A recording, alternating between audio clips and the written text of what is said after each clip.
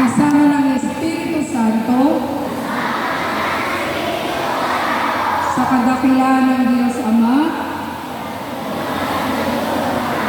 Amen.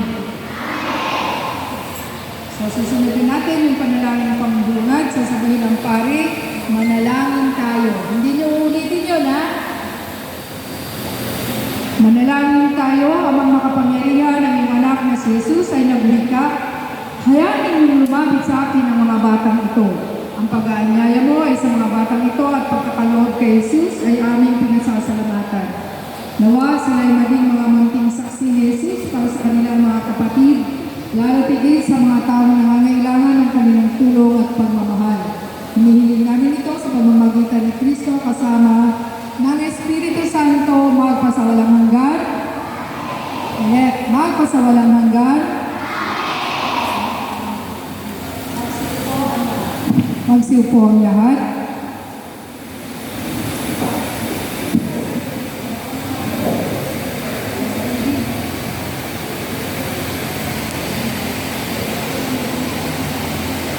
So yung readers natin, doon naupo. Pag nag-march, sila na yung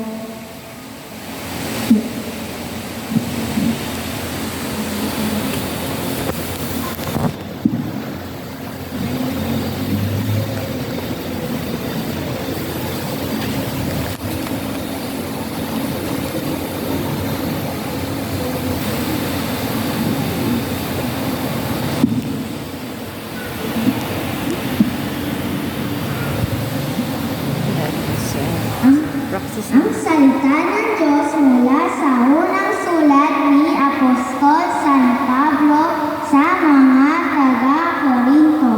Ito ang aral na tinanggap ko sa Panginoon at ibinibigay ko sa inyo. So, galing kami. Galing kami sa church sa Mount Carmel kasi may nag-practice na communion ang anak kong si Wilson. Hindi na ba ako kakayanan ng komunyon? Ha?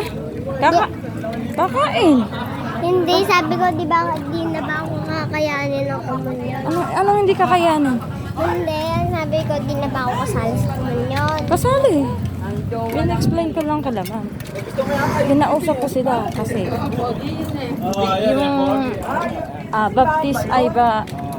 baptismal mo nung bininyagan ka at yung nilagay nila doon sa record is mali. So, mali ang apelid. Roberts. Dapat ang apelid mo. Okay na yon. Kaya nga ipaprocess natin. Ipaprocess ko. Kasi Okay na yon.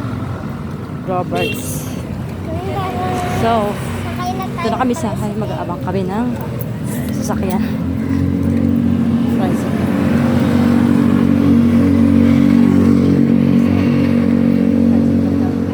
Itong lakad tayo. Ay, ano? Ba't nandiyan kayo? Nag-aabang? Ha? Oo, nakaride kami. Sa mga viewers ko. Dati through this. Galing din sila sa church. As ano yung, ay, tatlo ang anak ko. May na ba yan? Oo. Tara na.